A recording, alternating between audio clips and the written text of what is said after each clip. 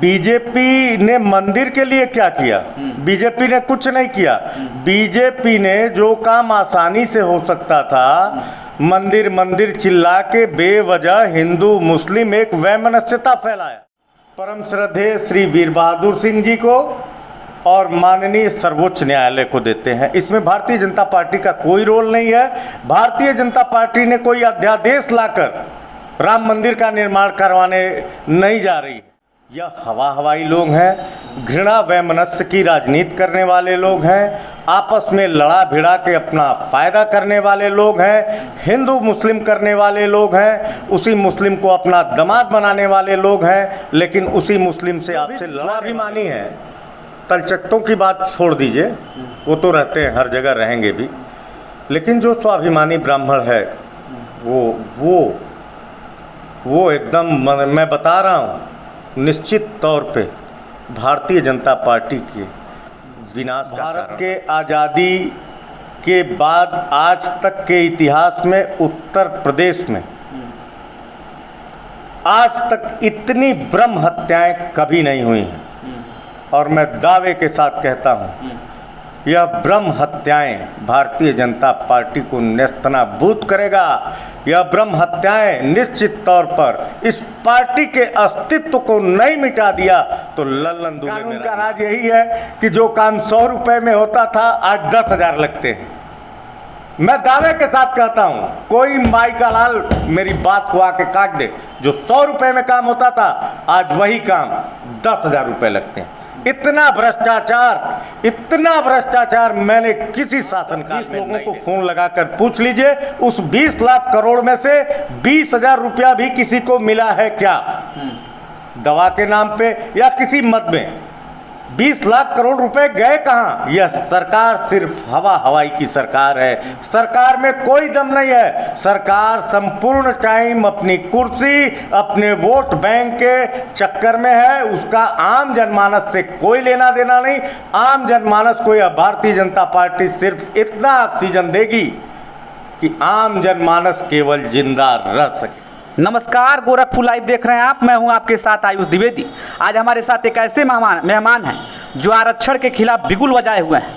SC/ST कानून के खिलाफ आवाज़ हमेशा उठाते हैं, लेकिन मैं आज आरक्षण की बात नहीं करूंगा। इनसे बात होगी यूपी के कानून व्यवस्था को लेकर, भ्रष्टाचार को लेकर, महंगाई को लेकर, कोरोना को लेकर, राम मंदिर पर बात होगी। ललन जी, गोरखपुर लाइव में आपका स्वागत है। बहुत बहुत स्वागत आपका भी है आयुष जी। राम मंदिर से ही सवाल करते हैं। 5 अगस्त को भव्य राम मंदिर का भूमि पूजन होने वाला है। प्रधानमंत्री जी आ रहे हैं, क्या कहेंगे? निश्चित तौर पर यह पूरे विश्व के लिए, हमारे देश के लिए बहुत ही ऐतिहासिक पल है। हम लोगों का दुर्भाग्य है, कोरोना महामारी के चलते हम लोग इसके साक्षी नहीं बन पाएंगे। यह आजीवन हम सब की जीवन जब तक रहेगी यह एक दुख रहेगा। हम सबको बहुत उम्मीद थी, बहुत हम लोगों को एक आशा थी कि जब भी ऐसा कोई पल आएगा हम सब वहाँ ज़रूर रहेंगे, लेकिन कोरोना महामारी के वजह से हम इसमें नहीं जा पा रहे हैं। साथ ही साथ एक और अभिलाषा ज़रूर थी, पूरे संपूर्ण देश की थी। हम सब चाहते थे भूमि पूजन का यह शुभ अवसर माननीय श्री लाल कृष्ण आडवाणी जी के कर कमलों द्वारा होना चाहिए था, जो कि शायद नहीं हो पा रहा है। विपक्ष का कहना है कि मंदिर को बीजेपी मुद्दा बना रही है, इस पर आप क्या कहेंगे?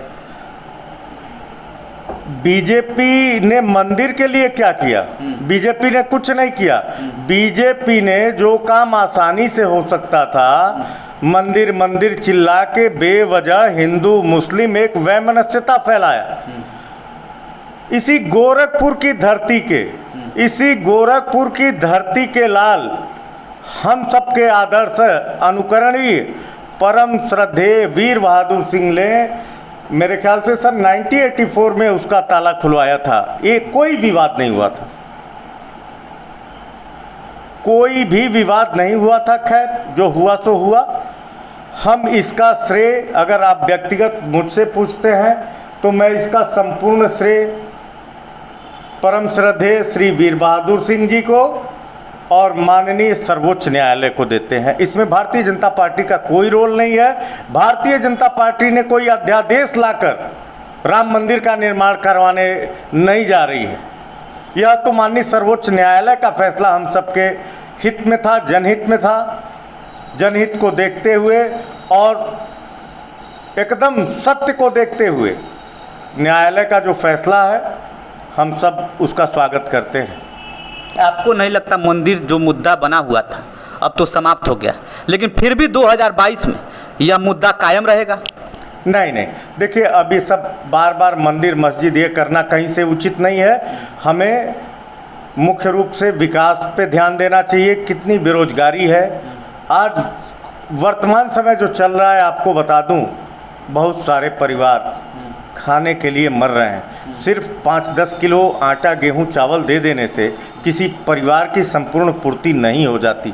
एक मानव जीवन के लिए बहुत सारी चीज़ों की ज़रूरतें होती हैं, जो निश्चित रूप से जब आप आर्थिक रूप से थोड़े से ठीक होते हैं तभी आप कर पाते हैं। तो आज की वर्तमान की स्थिति काफ़ी ख़राब है। उत्तर प्रदेश में कानून व्यवस्था को लेकर लगातार सवाल उठाए जा रहे हैं। मुख्यमंत्री जी का कहना है सब कुछ ठीक है, क्या कहेंगे आप? पूरी तरह से कानून व्यवस्था ध्वस्त है, जंगल राज है। उत्तर प्रदेश में जंगल राज है। और साथ ही साथ मैं बहुत हैरान हूँ, यही माननीय मुख्यमंत्री जी जब हमारे गोरखपुर के सांसद हुआ करते थे,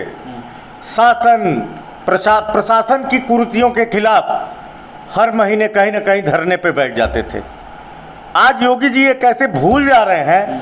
प्रशासन वही है, शासन चेंज हुआ है। और आप सुन किसके रहे हैं? आप सिर्फ आपके जो प्रशासनिक अफसर हैं, आप उनकी सुन रहे हैं। आप न अपने विधायक की सुन रहे हैं, आप न अपने सांसद की सुन रहे हैं। आपका विधायक, आपका सांसद, आपका एमएलए किसी काम का नहीं है, वो काट का उल्लू बना हुआ है। वो जनहित के मुद्दे पे अगर अपने क्षेत्र के एक आदमी का अगर वो मदद करना चाहे, आज के डेट में नहीं कर सकता। वो सांसद विधायक का कोई मतलब नहीं है। कोई भी शासन काल रहा है, सांसद विधायकों को इतनी छूट थी कि कहीं भी न्यायिक कोई बात होती थी, अपने क्षेत्र की कोई बात होती थी, वो थाने से लेके प्रशासनिक अफसरों तक उस पीड़ित व्यक्ति की मदद करते थे, मदद कर पाने की स्थिति में होते थे। आज पूरे देश में आप देख लीजिए, केवल सीमित 2 ही 3 लोग पूरे देश को चला रहे हैं, चाहे वो केंद्र हो या प्रदेश में हो। आप चाहे प्रदेश में देखिए, मुख्यमंत्री के अलावा ना किसी मंत्री की कोई मतलब है, ना किसी एमपी का कोई मतलब है, ना किसी एमएलए का कोई मतलब है, और ना ही भारतीय जनता पार्टी के किसी कार्यकर्ता का मतलब है। भारतीय जनता पार्टी के कितने कार्यकर्ताओं को इन्हीं पुलिस वालों ने थानों में लाठियों से पीट कर एकदम, मैं बता रहा हूँ, भंगी बना दिया। वो कार्यकर्ता, बहुत सारे कार्यकर्ता मेरे पास आके रोते हैं। लेकिन स्थिति काफ़ी खराब है, जंगल राज है। आप अयोध्या का नाम है, नोएडा से लेके माननीय मुख्यमंत्री जी के गृह जनपद तक देख लीजिए, जंगल राज। योगी आदित्यनाथ ने एक बार कहा था कि अपराधी यूपी छोड़कर चले जाएं, नहीं तो सुधर जाए, नहीं तो ठोक दिए जाएंगे। अब तो ठोका जा रहा है अपराधियों को, क्या कहेंगे? तो अच्छी बात है। निश्चित तौर पर अपराधियों को कानूनी दायरे में रहते हुए जब आप उस प्रक्रिया को आगे बढ़ाएंगे, अपराध कम होगा। ठोका तो इस कदर जा रहा है कि अभी कल ही मैं देखा हूँ, एक अपराधी को पुलिस पकड़ती है। हमारे उत्तर प्रदेश की बहुत ही बहादुर पुलिस, इतनी बहादुर है कि एसटीएफ जैसे पुलिस वालों के पिस्टल बार बार अपराधी छीन लेते हैं। मैं समझ नहीं पाता इतने कमज़ोर पुलिस वालों को भर्ती क्यों किया जाता है, किस आधार पर भर्ती किया गया। इतनी बड़ी संख्या में पुलिस वालों के पिस्टल बार बार छीन लिए जाते हैं, ये अपने आप में एक विचारणीय प्रश्न है। ठीक है, कल की ही एक घटना है, एक अपराधी को पुलिस पकड़ती है, स्कॉर्पियो सहित अपराधी स्कॉर्पियो से भाग जाता है, पुलिस के चंगुल से छूट के भागता है। स्कॉर्पियो ले जाके पुलिस वाले थाने में रखते हैं।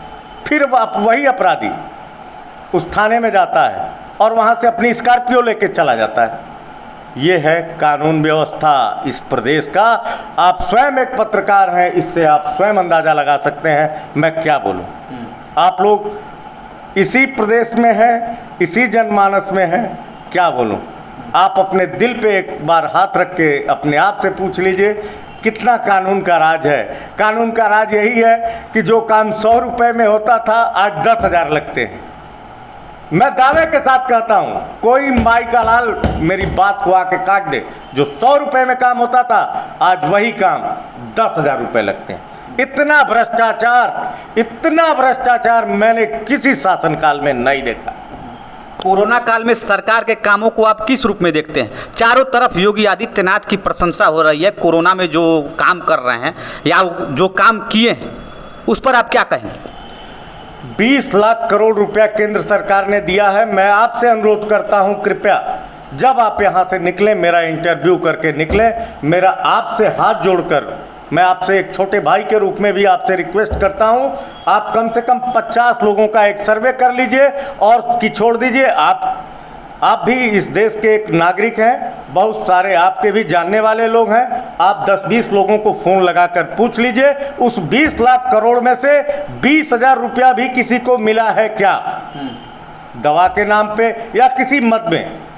20 लाख करोड़ रुपए गए कहाँ? यह सरकार सिर्फ हवाई की सरकार है। सरकार में कोई दम नहीं है। सरकार संपूर्ण टाइम अपनी कुर्सी, अपने वोट बैंक के चक्कर में है। उसका आम जनमानस से कोई लेना देना नहीं। आम जनमानस को यह भारतीय जनता पार्टी सिर्फ इतना ऑक्सीजन देगी कि आम जनमानस केवल जिंदा रह सके, उसी में अपना विकास समझे। जी, उत्तर प्रदेश के एक मंत्री हैं, सिंचाई मंत्री हैं महेंद्र सिंह जी।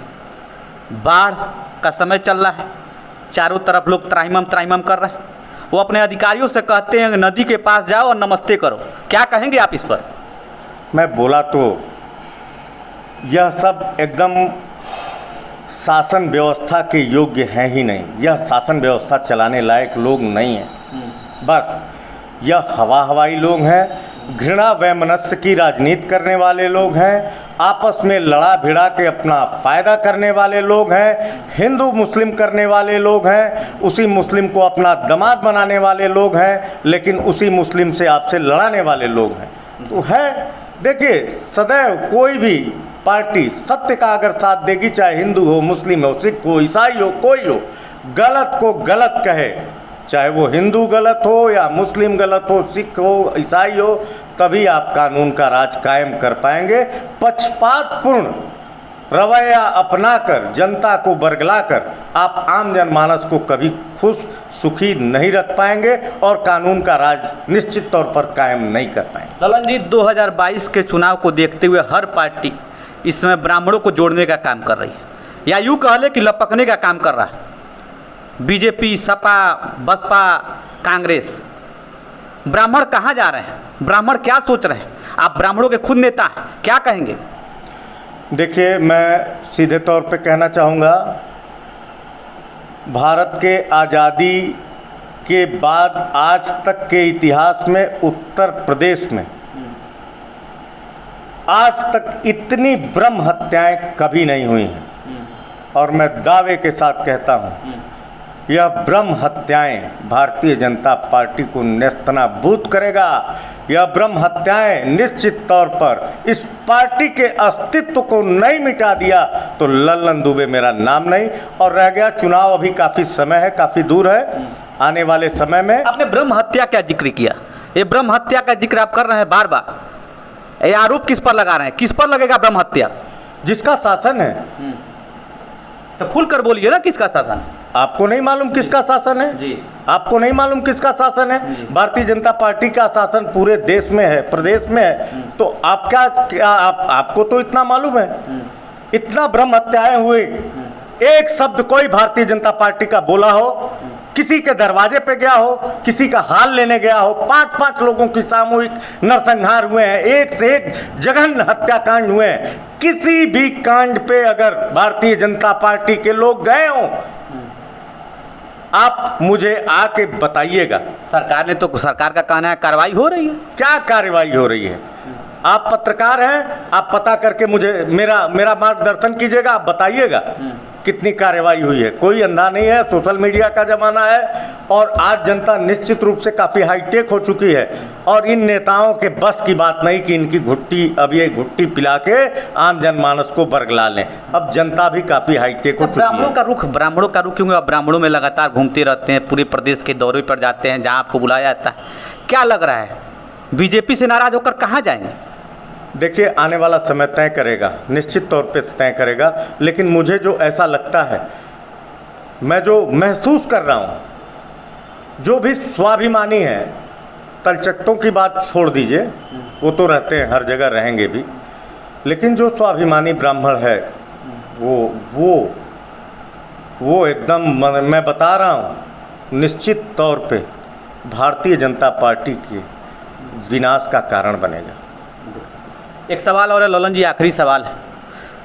उत्तर प्रदेश का सरकार का कार्यकाल जो है 3.5 साल से ऊपर का हो गया। अगर नंबर देने की बात हो तो कितना नंबर देंगे? मैं 10 में से 2 नंबर दूंगा। कारण क्या है? आप देखिए ना, इस गोरखपुर की धरती से एक और माननीय परम श्रद्धेय मुख्यमंत्री हुआ करते थे, बहुत ही लोकप्रिय मुख्यमंत्री थे, स्वर्गीय वीर बहादुर सिंह जी। वीर बहादुर सिंह जी ने जो आधारशिलाएं रखी थी उस समय, अभी तब से लेके आज तक, और आज के भी माननीय मुख्यमंत्री जी हमारे गृह जनपद से हैं, अभी उनको पूरा नहीं कर पाया गया है। कहने का मतलब, प्रैक्टिकली काम करने में और मुंह से काम करने में, दोनों में बहुत फ़र्क है। बाकी आप स्वयं समझदार हैं, आप पत्रकार हैं, आप समझ सकते हैं। ललन जी, गोरखपुर लाइव से बात करने में धन्यवाद। बहुत बहुत धन्यवाद।